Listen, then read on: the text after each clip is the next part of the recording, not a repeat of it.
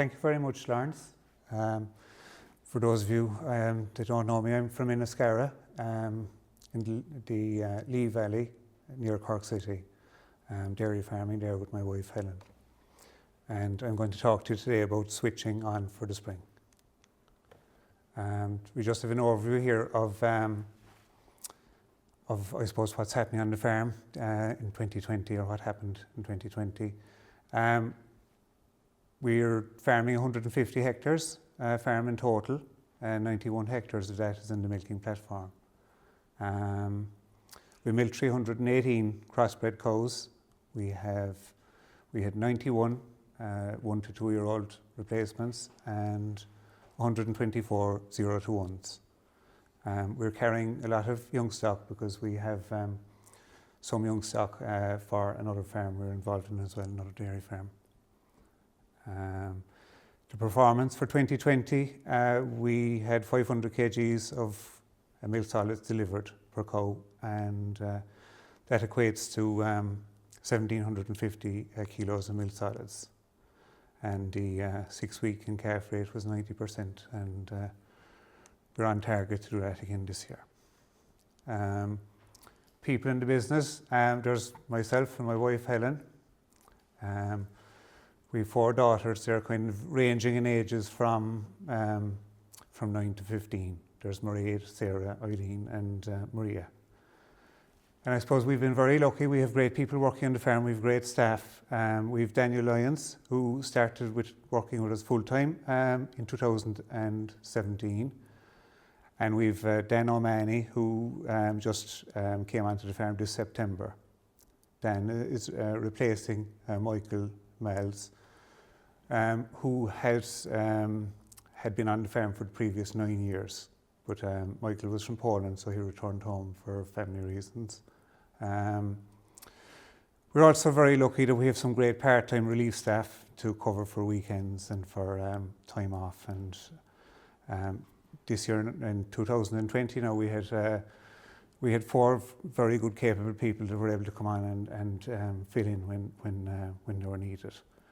And we're also very lucky that we have good contractors that are very efficient and give a very good service in our area. Just a bit of background here on our farm, I suppose. Myself and Helen, we took over the farm from my parents back in 2002. At the time, we were milking 95 cows. We had a large cattle enterprise and we did some tillage as well. I suppose we are dairy gold suppliers, so I suppose the restricting factor back then for expansion in dairy was the milk quota. And I suppose the first step we made in expanding the dairy business was back in 2006 when we purchased some land and milk quota. In that year, we purchased about 20 dairy stock as well. And that brought us up to, we milked 140 then that year. And I suppose all the expansion that happened after that was by way of quota exchange and dairy gold. And any cows that were needed after that, we kind of were bred from within the herd, I suppose, really. This is just, I suppose, a run through the infrastructure on the milking platform. As you can see there, our farm is kind of split by a road, and it was in 3 different blocks. So I suppose up until that point, we would have been using the block A there would have been the grazing platform that was being predominantly used for milking cows, and B and C would have been used for silage and for tillage and for replacement heifers. I suppose a good bit of infrastructure had to be put in place, and in 2007 we upgraded all the roadways and the water in Block A. They all had to be widened and the water pipe increased. In 2010 we put in an underpass connecting Block A and Block B, and I suppose we upgraded and constructed roadways and upgraded the water in the water system in Block B then at that stage. And then In 2014, I suppose, with the end of quotas in sight, we put in a second underpass connecting the remainder of the land block together, and we put in further water and roadways back there then at that point. Now, over the years, a good bit of infrastructure has been put in place as well in the farmyard. I suppose it started there back in 2008. We put in additional slurry storage and about 40 additional cubicles. In 2009, then we had previously had a 12-unit jars plant, and we upgraded it, and we put in a 20-unit swingover at the time. Then, in 2011, we did a kind of a major job in the yard. I suppose we could see the way the cow numbers were increasing, are going to be increasing in the future. So we put up new silage slabs and slurry storage and cubicles for 200 cows additional. 2016, then I suppose we had to revisit the milking parlour, and we installed a 36-unit rapid exit milking parlour then at that point. In 2017, we upgraded one of our old sheds, and we put in an automatic calf feeder system for the heifer calves. And then finally in 2018, we put in additional storage and increased the size of our collection yard. So I suppose here in the slide we have just a picture here. We have a whiteboard inside in the staff room, I suppose, with a yearly planner on it, and it just makes it convenient, I suppose, for people booking holidays and working out cover and for weekends and for the year ahead. A 5-day week, I suppose we all know that dairy farms are not 5 days a week. They don't run themselves on weekends. Somebody has to come, but what has evolved on our farm over the years is, I suppose, weekends are completely essential work only. So on Saturdays and Sundays, we just keep it to the very essential amount of work. So I suppose in the particularly during the winter time, all the feeding and the bedding and all that, and in the springtime, all that gets loaded up on a Friday, have everything done for the weekend to kind of minimise workload for the weekend. So I suppose the idea being that when people come in the morning time, they'll do the very essential jobs, and it frees up the middle of the day. People are happy enough to come when they know they're only doing what the necessary amount of work, and that they get the rest of the day to do to pursue their own other interests. So I suppose, look, the reason for it is because it makes a better work-life balance for both ourselves and for people working on the farm. So by having Saturdays and Sundays essential work only, I think it just makes a better quality of life for everybody that's working on the farm, including ourselves, as I say. Adequate time off, helps, I suppose, people are more satisfied, hopefully, working with us when they have more adequate time off. And I suppose we need to be realistic in our expectations. I suppose the other thing is, I suppose we realise that people have lives outside of our farm. It's very important to us. We like to see people having other interests. And planning, I suppose, is key if you are to do this, because you're all the work that has to be done really between Monday and Friday, because it's only going to be the essentials that are going to be done at the weekend. Look, on the legislation, there's lots of legislation coming at us. Helen, my wife, has done a lot of work on trying to get us up to speed on legislation, and the hours is part of that. And I suppose curtailing down the weekends to the essential helps in the hours as well for legislation. Weekly planning. Look, I suppose there's another big whiteboard inside the dairy with lots of jobs scribbled on it, I suppose, really. We have a whiteboard meeting every Monday morning, myself and Dan and Daniel. And it's nothing very official, really. It's about 5 or 10 minutes we spend just discussing. I suppose the first thing we'll do is we'll list out all the tasks that we feel need to be done, and we get them out of our heads and we put them up on the whiteboard. And sometimes that in its own right can, you might feel overburdened with the amount of work that you think needs to be done. But sometimes if you just put it up on the whiteboard, it may not actually be as onerous as what you thought you had. It might be more manageable looking. And I suppose we prioritise the jobs then.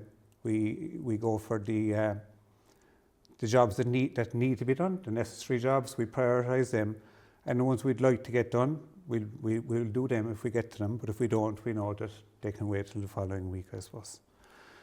And when it comes to delegating the work then, look, everybody on the farm is capable of doing all the tasks on the farm. We like to keep it as simple as we can. But we like people to get different tasks to do, I suppose, to rotate around the workload so that everybody, I suppose, gets experience of doing different jobs, and it prevents monotony, I suppose, really. Just talking about preparing or planning for the spring, I suppose we start thinking about it in December. I mean, if I scroll back there, when we're looking at the calendar and holidays, and like our cows are due to calve, I think it's the 28th of January, and maybe some cows will calve before that, and you've 2 weeks of Christmas holidays, and you have days for other events. From the beginning of December, really, you want to be we find that you want to be planning and getting ready for the calving season, because it will come on you very quickly. So we like to have the calving sheds bedded and prepared before Christmas, just in case any early arrivals we're ready. It takes the pressure off, I suppose. The contractor, we use a contractor always for doing all the slurry and the fertiliser work up until April.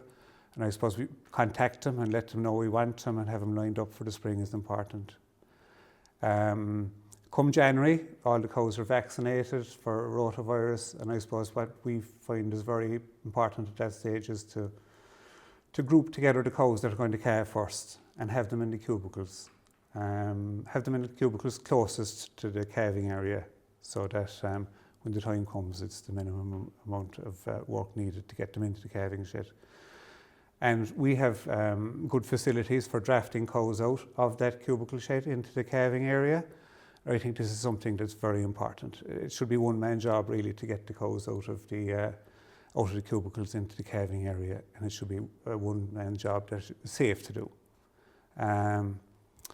Look, another thing I suppose in preparing is to have all your supplies ready and on the farm, not to be caught short when the time comes. Just a little bit here on the calving shed system. A number of years ago there, we have 4 group pens, is what we have, 4 large group pens for calving. So what we did was we labelled them A, B, C and D. We just painted with a tin of paint. We painted A, B, C and D onto the walls in several places to identify the individual pens. And the way we record the calvings, I suppose, is we use a diary. And we simply write down the number of the cow, the sex of the calf, the breed of the calf, and the number of the calf, and where the cow and calf are they in pin A, B, C, or D. And I suppose what we like about it is that when different people are coming on and off the farm, it makes it very simple for them to take on from, if they hadn't been there for the last 3 or 4 days or since last weekend, they can just pick up the diary and they'll know which cow calved in which pen. And when they're picking out the cows to send them over to the milking parlour, they just simply put a tick after the cow. And when all the cows that they need are gone across to the parlour, maybe draw a line across underneath the bottom cow. And any cow that calves later in the day can be recorded below that line then. So I think it just makes it very simple just to identify the cows to go to the parlour. The milking parlour system then is, again, we try and keep it as simple as we can. We have 2 groups. We milk the cows in 2 groups. We have a colostrum group, which we keep the ones that are to be kept out of the tank, and we have the ones that are able to go into the tank. So we stick with the 2 groups all the time during the springtime. Just on the milking parlour systems, I suppose one thing that we've been implementing with the last number of years is only milking the cows once a day until at the beginning, until 60% of the cows are calved. I think it just gives everybody on the farm a great opportunity to focus on the calving and on looking after the young calves. The fresh cows, we milk them first, so we'll bring them over into the milking parlour, and the first thing we'll do with those cows is we'll apply ankle straps to the cows. We have, on the whiteboard, we have different colours ankle straps will be applied depending on which day of the week the cow calves. So if the cow calves on a Monday, she will get a red strap here, for example. So we find this a huge benefit as well with different people coming on and off the farm. It's simple. So if you're looking at the colostrum group and you just look at the cow's ankle, you know which day the cow calved. And then when it comes to the 6 days or whatever the withdrawal period is up, it's very easy to identify the cow 6 days ago. The colour for band just remove those ankle straps, and those cows then are ready to join the main herd.